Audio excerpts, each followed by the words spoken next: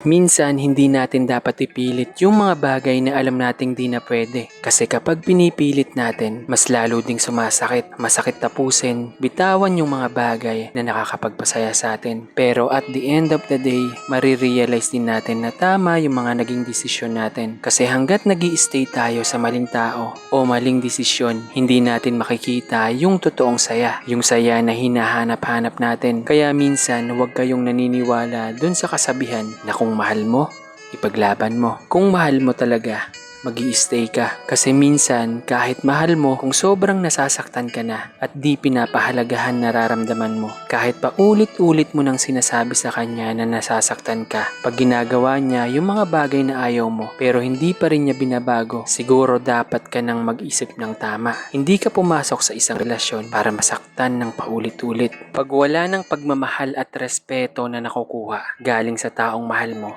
mahalin mo ang sarili mo.